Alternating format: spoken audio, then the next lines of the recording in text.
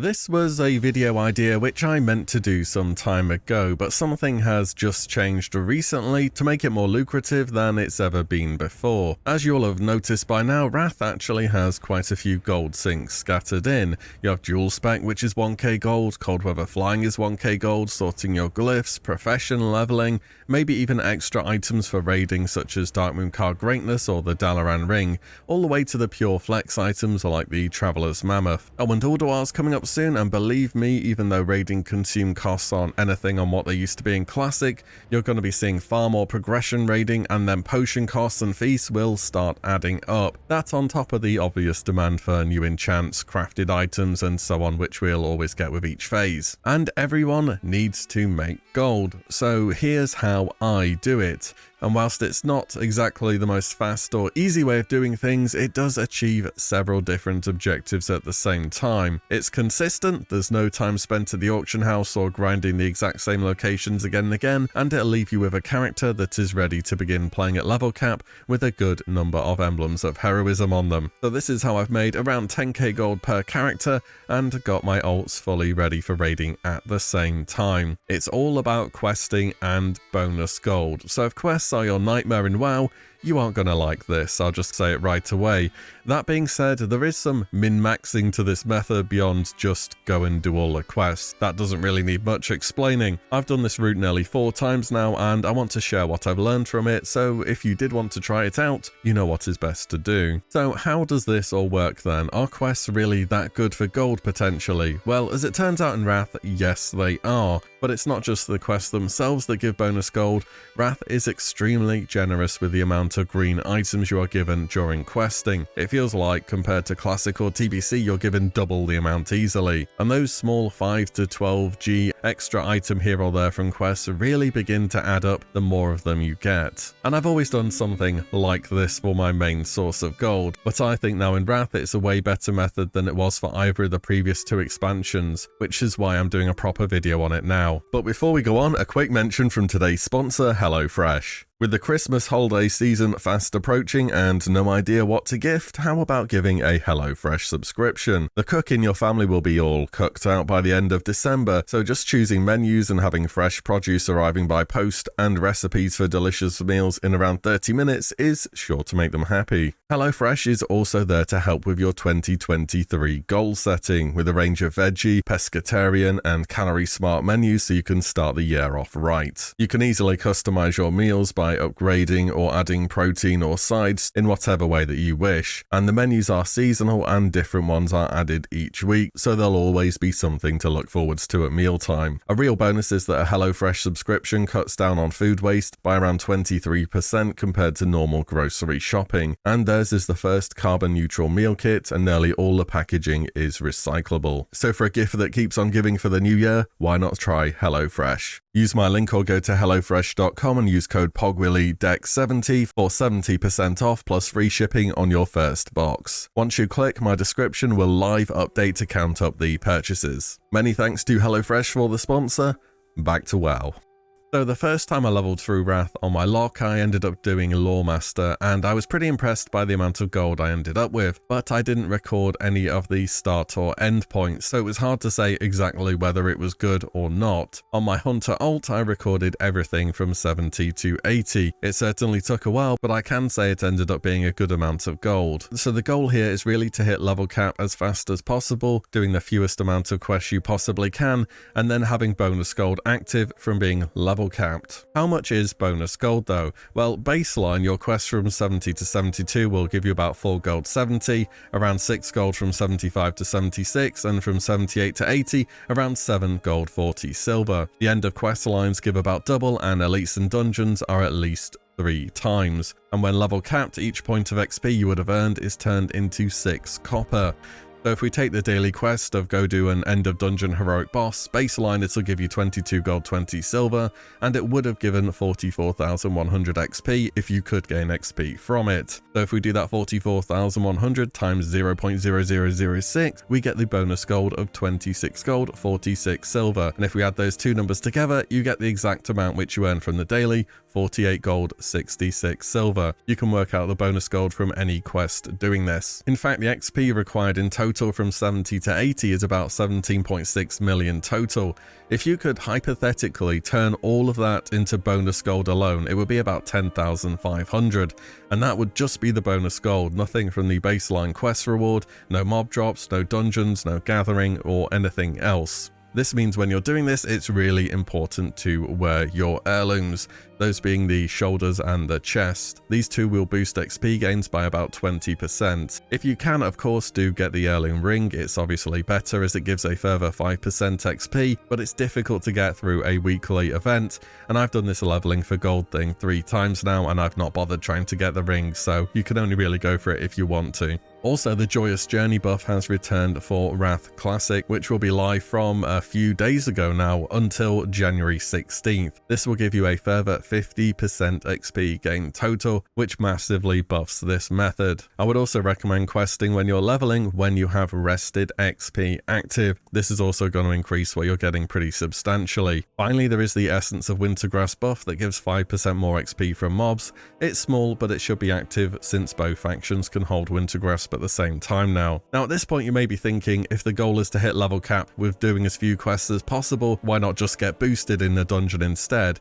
There's 2 reasons really. 1, that costs gold. That's not what we're trying to do here. And 2, I'm going to assume if you like getting boosted in any capacity, you are not going to be the kind of person who would actually want to do this. Oh, and if you're thinking, well, I could just dungeon grind to level cap instead, then go quest, I wouldn't bother unless your class can solo farm dungeons. Though I will say during the Joyous Journey buffs, there will be an Ulteric Valley weekend, which is going to be really good, easy XP, so that may be worth looking into when it's active. So what about professions then? Mining, skinning and herbalism are just not very good anymore. If I had to say pick one, it would be mining, but it's not going to really pick up until later level zones where you can start getting titanium. Titanium's going to retain a good value because of Titan Steel, and later in the expansion you'll be able to prospect it for epic gems and titanium dust, which you can turn into Dalaran Jewelers tokens, which can be used for Dragon Eyes, which you can then sell on the auction house. I wouldn't go out of my way to level the other 2 gathering professions to start off questing in Northrend though. What about disenchanting items instead? You're given an absolute ton of greens in Wrath questing. Early on into Wrath of the Lich King, it was definitely worth doing from the early 70s. Now I'm not so sure about it. Also, you need 350 enchanting to be able to disenchant items which are level 73 or above. So spending gold leveling enchanting to be able to disenchant whilst you're leveling,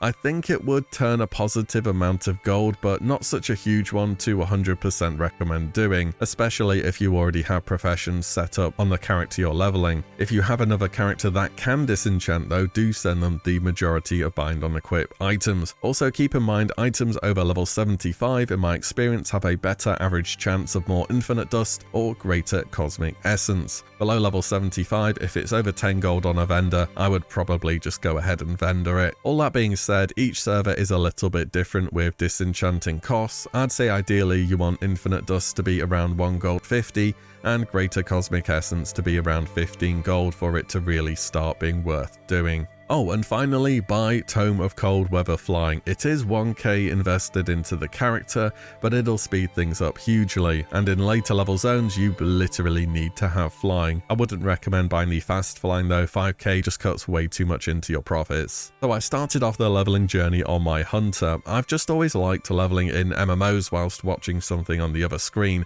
I find myself getting bored of repetitive grinds where you're only ever doing 1 or 2 actions, and I just can't do auction house flipping. Even if it's more gold for less effort, I just get bored so fast with it. I want to go buy something and then be doing something else. Though I will say for questing, there are definitely some good hubs, such as Borean Tundra is a lot better than I gave it credit for in the past, and the not so good questing hubs, like the whole Drakuru questline in Zuldrak. That one might be a skip even when doing this method, but things change often enough in questing for me to keep it somewhat interesting. It also helps if you're working on a class that was geared from TBC or is great at soloing content, such as a Warlock or a Hunter. This means the elite quest can get done without having to spend ages looking for a group. The later game zones, particularly Icecrown, is absolutely full of elite quests, which can be very challenging to solo for the majority of classes. I also prefer this method over more traditional farming because it's literally guaranteed gold. There's no prices on the market going up and down. Herbing or mining were amazing early game, but now prices have just dropped off a cliff due to less demand and the market becoming very saturated. At one point early in the expansion, I was doing over 1000 gold an hour herbing on a level 71 druid in the Storm Peaks. It's just not possible to do that anymore. You might find out you want to continue playing the class you leveled at endgame, or as a possible alt in some capacity. If you were just doing dailies on the main, then that's only ever going to progress that one character's gold. And also you'll end up with about 150 or so emblems of heroism.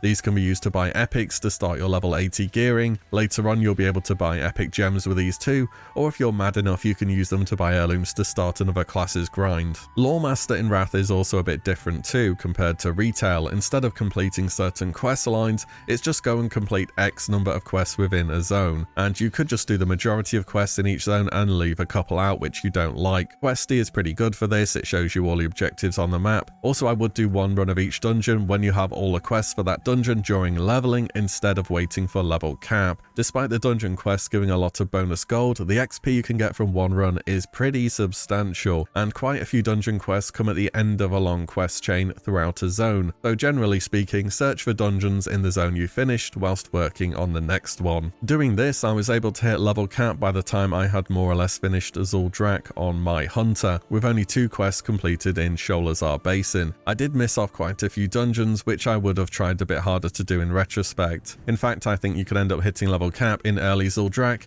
if not Grizzly Hills if you min-maxed everything, including having the heirloom ring for another 5% XP. Also, I did this before Joyous Journeys was re-added, so you can definitely hit level cap a lot earlier than I was able to. On the hunter, I can say the gold, whilst doing the leveling portion, was not very good, which reconfirms that it's all about the bonus gold you're trying to get here. It was around 250 at level 70 to 400 gold per hour, including selling the greens, materials and so on and so forth. But this left me with 3 entire zones of bonus gold to finish off. During this time, I also looked to run some heroics to break things up a little bit, because I wanted this character to be my main alt too, and getting a dungeon spot as a male DPS turned out to be really easy and in high demand. Also, I was mining on my hunter whilst leveling it, and items generally sold for more on the auction house back then. Again, prices are going to vary from server to server. I think where I play on Pyrewood Village, things tend to be pretty cheap compared to the bigger servers like Benediction, Felina, Firemore, Gehennas, and so on and so forth. By the time I'd finished Sholazar Basin, I had about 1.6k raw gold and loads of Serenite and greens which I had amassed during the zone. I sold all the non-BOEs on a vendor, I didn't have enchanting on this character,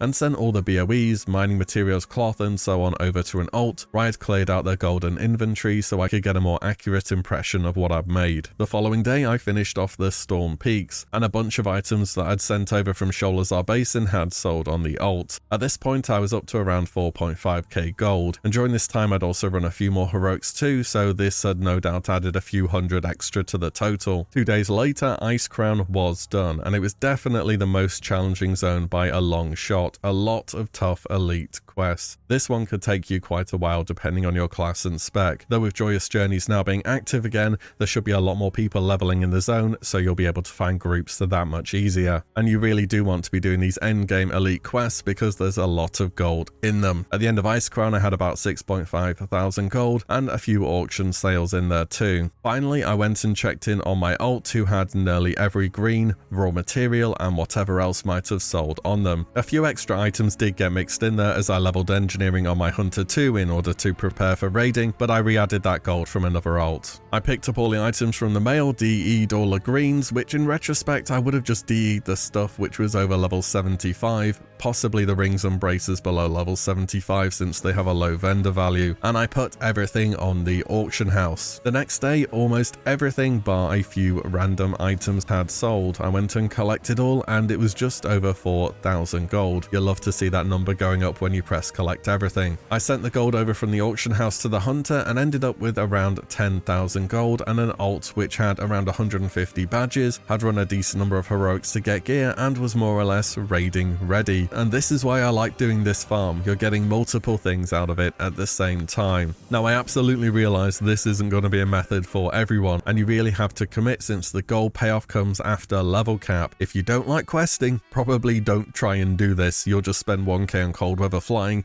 and then never end up finishing it. But if you like the grind whilst having something on your second monitor, this is a pretty easy farm that more or less is always going to net you a lot of gold, and the more familiar you get with the questing routes, the faster it gets too. Oh, and if you do have more than one level 80, the Dalaran cooking daily is the one daily I would actually recommend doing. You need 350 to pick up the daily quest, but it's worth the investment. It takes a few minutes to do, and you can turn in the cooking awards for 10 northern spices, which is around 25 gold-ish on majority of servers in a few minutes. But with Ulduar coming soon, people are going to be going through feasts super fast, so I think the prices will go up here and this will be worth doing. But that's how personally I do farming gold in Wrath Classic. Just remember, you could level a character now with Joyous Journeys and have them ready to actually begin farming with whenever. It's not something which is super time limited or anything. So I hope this helped or gave you an idea of whether you like to do this or not and whether it seemed worth to you. That's all for today. As always, thank you all so much for watching and listening in, and I'll see you all in the next one very soon.